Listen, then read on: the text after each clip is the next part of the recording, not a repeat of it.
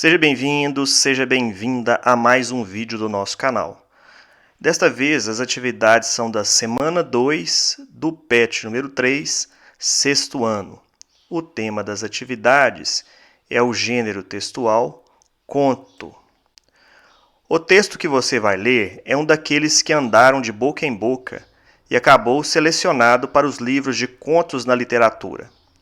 Como a maioria dos contos herdados da tradição oral, tem função lúdica e moralizante que seduz os ouvintes de contadores de histórias.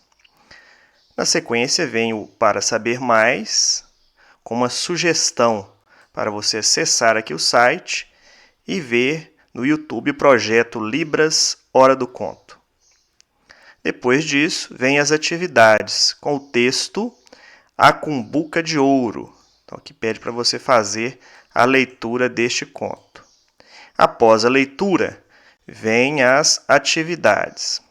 Então, atividade número 2, que diz o seguinte: no período, um dia o pobre foi à casa do rico propor um negócio.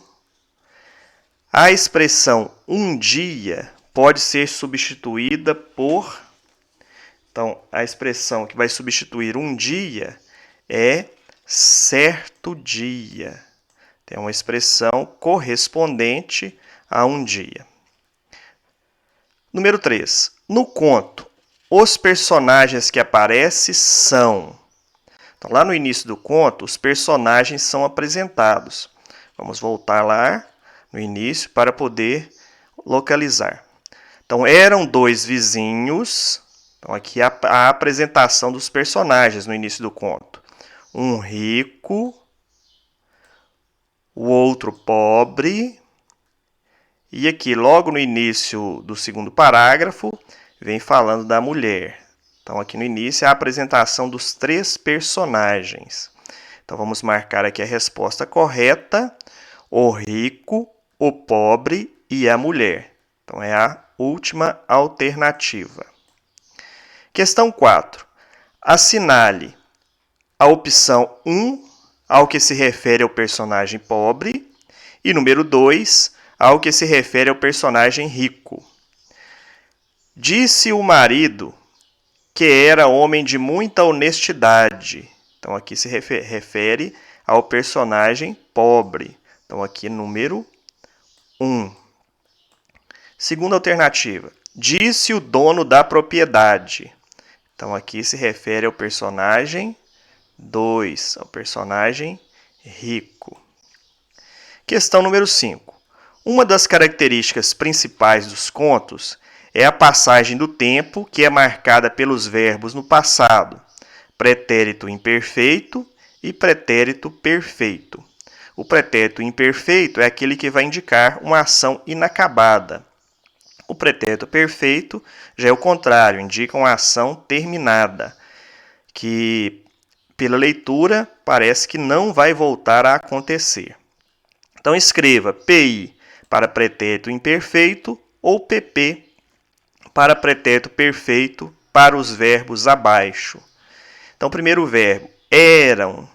Então, aqui nós temos um pretérito imperfeito. Então, dá a impressão que a ação não foi terminada. Dá a intenção que a ação terá uma continuidade. Então, pretérito imperfeito. Viviam. Também tem o mesmo sentido de que a ação não foi terminada ou que há uma continuidade. Então, temos aqui novamente pretérito imperfeito. Então, PI. Gostava. Mesma forma. Então, transmite uma ideia de que a ação não foi acabada ou ideia de continuidade. Então, vamos pôr aqui pretérito PI. Pretérito imperfeito. Pensou. Então, aqui já ficou diferente. Parece que a ação já terminou. Dá a impressão de que a ação já terminou e que não voltará a acontecer. Então, aqui temos o caso de pretérito perfeito.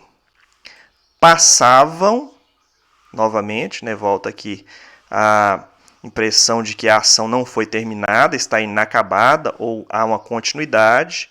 Então, temos aqui um pretérito imperfeito. rolaram.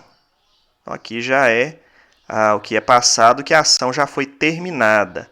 Então, pretérito perfeito. Na segunda coluna, foi. Então, ideia de que a ação já foi terminada, acabada.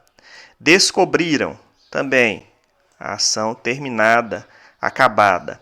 Disse, também, a ação terminou, acabou, parece que não vai voltar a acontecer. Chegou, também a ação acabada, terminada. Viu, mesmo sentido. E ouviu também a ação acabada. Então, nesta coluna aqui, nós temos os verbos, todos eles indicam, né, são pretéritos, o pretérito perfeito, porque indicam a ação acabada, terminada. Na última coluna, exclamou, também uma ação terminada, né, acabada. Fechou, mesmo sentido de uma ação que já terminou, não vai voltar a acontecer. Jogou, também uma ação terminada. Caiu, transformaram e desconfiou. Então, todos os verbos desta coluna também são pretéritos ou pretérito perfeito, que indicam a ação terminada, acabada. Próxima questão é a questão número 6. Um recurso que contribui para organizar as frases do texto são as conjunções. As conjunções são modalizadores que conectam as orações, ligando uma palavra a outra. Entre as conjunções, há as adversativas, que indicam oposição, contraste, que podem ser mas, porém, todavia, contudo, entretanto, senão e que. Leia os trechos do conto abaixo e a seguir reescreva as frases substituindo as conjunções mas por porém, que tem o mesmo sentido. Então, letra A.